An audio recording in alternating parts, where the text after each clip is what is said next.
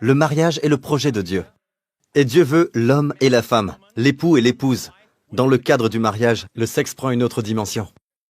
D'accord?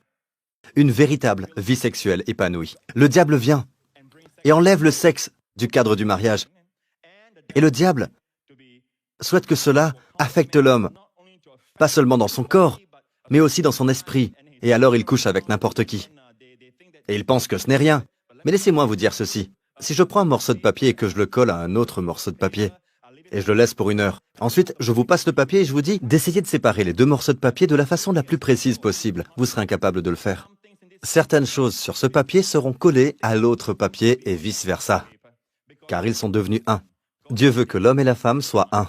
Vous pouvez défendre votre cas jusqu'à vous dire « je ne crois pas en Dieu » et ce genre de choses, mais vous quitterez ce monde dans une boîte ou incinéré. La manière dont Dieu l'a voulu. Et je vous dis, peuple de Dieu, si vous voulez vivre à 120%, si vous voulez d'une longue et heureuse vie, il y a un domaine où vous devez être vigilant. D'accord? La pureté sexuelle. Dans tous les autres domaines, la Bible semble dire que vous pouvez faire ceci, faire cela, mais quand il s'agit de la tentation, fuyez. La tentation sexuelle, fuyez. Ne dites pas que vous pouvez le gérer. La tentation, c'est un cycle. Tout d'abord, vous êtes tenté. Vous regardez quelque chose, vous êtes tenté. Vous ne vouliez pas être tenté. Vous vous êtes réveillé ce matin-là, vous n'aviez pas l'intention d'être tenté, vous prévoyez de marcher avec Dieu. Vous projetiez de lire votre Bible, mais en fin de compte, vous avez été tenté malgré vos bonnes intentions. D'accord? Nous parlons ici de la tentation sexuelle. Et la plus grande erreur, c'est de se dire « je peux gérer cela ». La Bible appelle cela la confiance dans la chair. La prochaine erreur est celle-ci, « je peux la gérer ». Donc, il y a une tentation, ensuite, « je peux la gérer ». Je peux gérer ce film. Je peux gérer cela.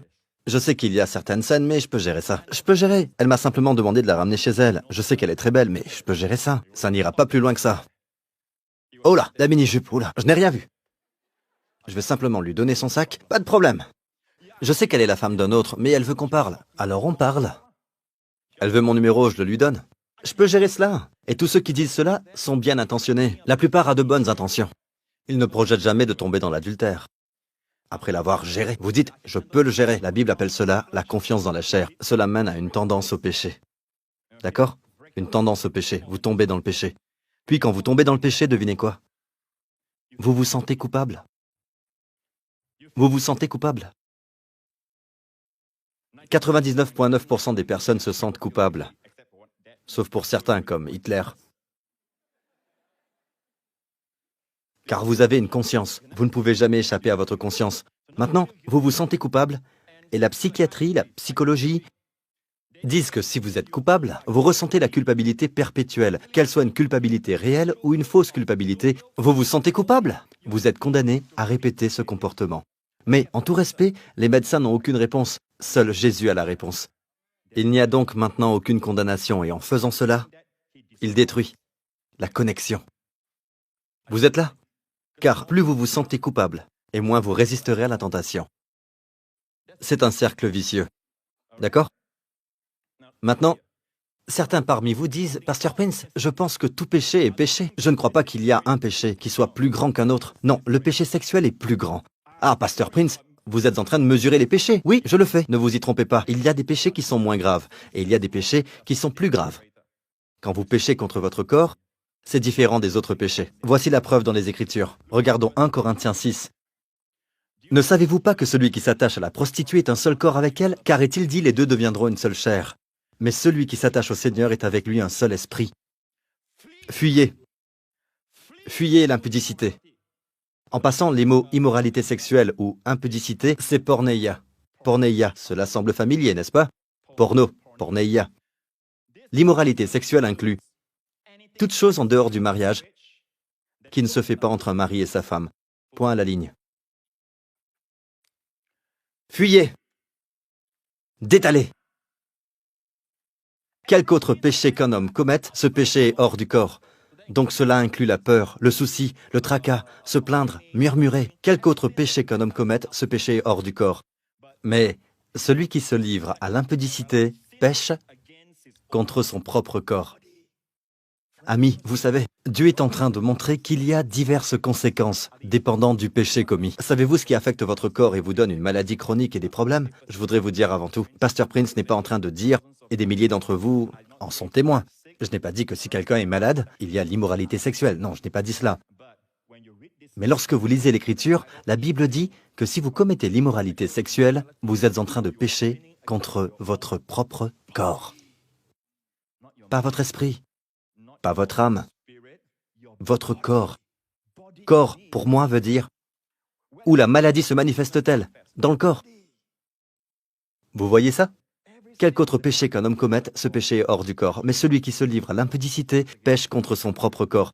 C'est là la différence entre certains pasteurs et moi. Ils diront que cette personne a besoin d'une délivrance. Cette personne doit confesser son péché.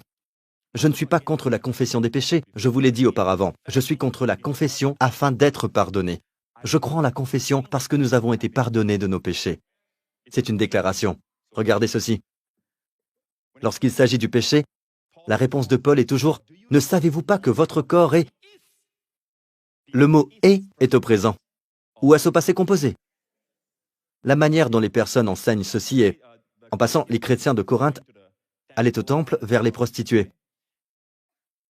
C'est le scénario ici. Paul dit « Nous devons dire, en nous basant sur l'enseignement au sujet de la délivrance charismatique contemporaine, qu'une fois que vous couchez avec une prostituée, vous êtes maintenant possédé d'esprits maléfiques. » Mais Paul n'a pas dit cela. Paul leur dit « Votre corps est le temple du Saint-Esprit. » Tout espoir n'est pas perdu.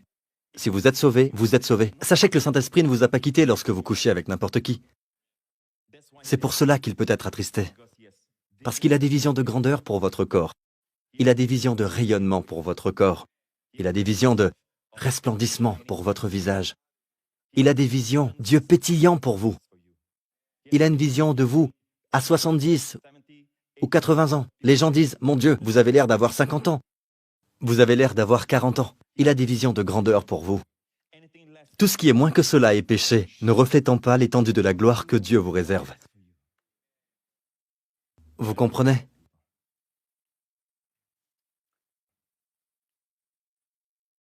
Et le plus… Écoutez, vous pensez que si je cède, je serai satisfait? Non, plus vous cédez et plus vous succomberez. C'est un esclavage. Commencez à dire non. Lorsqu'il s'agit du péché sexuel, vous devez dire non. Je ne regarderai pas cette série télévisée. Non, je ne ferai pas ceci ou cela. D'autres personnes peuvent résister. Ils n'ont aucun problème à ce sujet. Mais moi, je ne sais pas pourquoi je continue à chuter parce que j'aime cette fille ou peu importe.